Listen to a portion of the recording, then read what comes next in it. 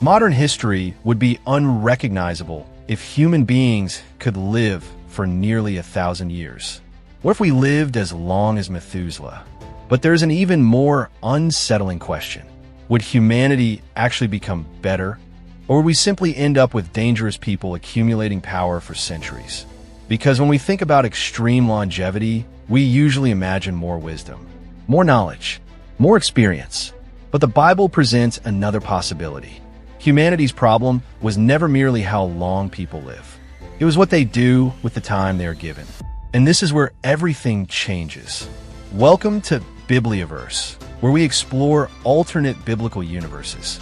This is, what if humanity still lived as long as Methuselah? Most people know the famous fact. According to Genesis, Methuselah lived 969 years, the longest lifespan recorded anywhere in the Bible. But Methuselah was not the only one. Adam lived 930 years.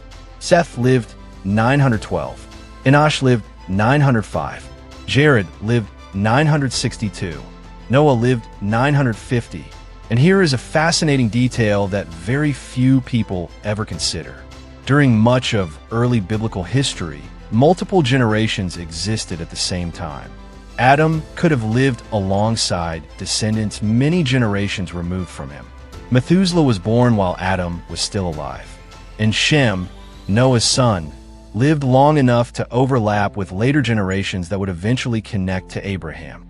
And that completely changes how we think about the transmission of knowledge. Because imagine learning history directly from someone who was actually there.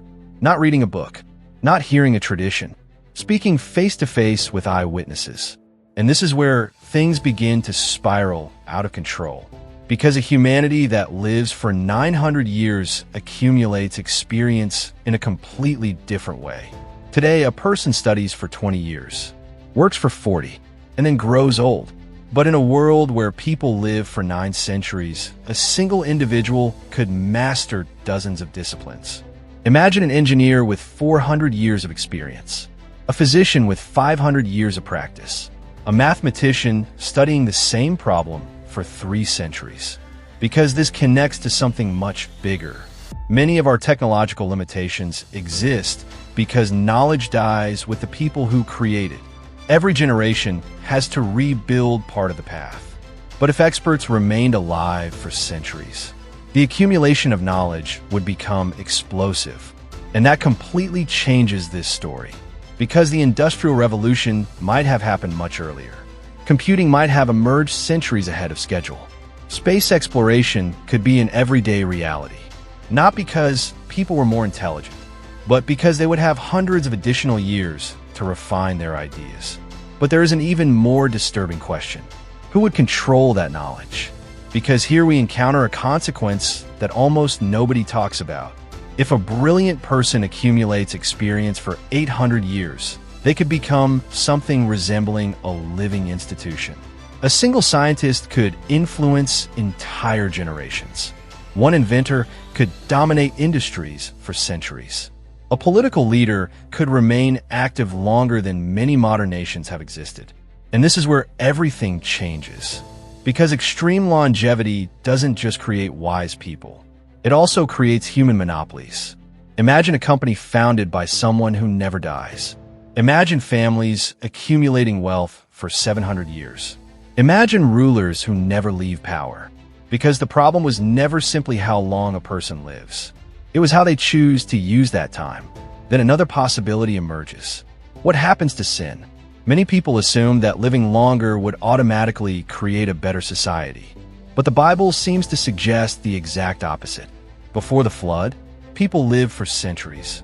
Yet Genesis describes humanity becoming increasingly corrupt, increasingly violent, increasingly distant from God. And that's fascinating, because it means time alone does not transform character. In fact, it may amplify it. A kind person would have centuries to do good, but a cruel person would have centuries to perfect their evil. And this is where things become truly unsettling. Think about some of the worst rulers in history. Now imagine they ruled not for 20 years. Imagine they ruled for 600. The consequences would be almost impossible to calculate. because many modern systems depend on generational renewal. Ideas change because generations change. Paradigms evolve because new people replace old ones. But in a long-lived humanity, change might slow dramatically, and that completely changes this story. Because innovation requires experience, but it also requires renewal. A society dominated by 500-year-old individuals could be incredibly advanced or surprisingly stagnant. And here is a modern consequence that almost nobody considers. Universities, think about it. Today, a professor may teach for 30 or 40 years. Now imagine scholars with 600 years of experience. Their knowledge would be extraordinary, but they might also control access to knowledge for centuries. New ideas could struggle to gain acceptance.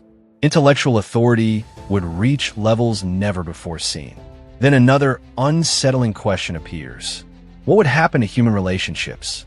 Today, a 50-year marriage already seems remarkable. Now imagine 500 years, 700 years, 900 years of sharing life with the same person. Family would become something entirely different.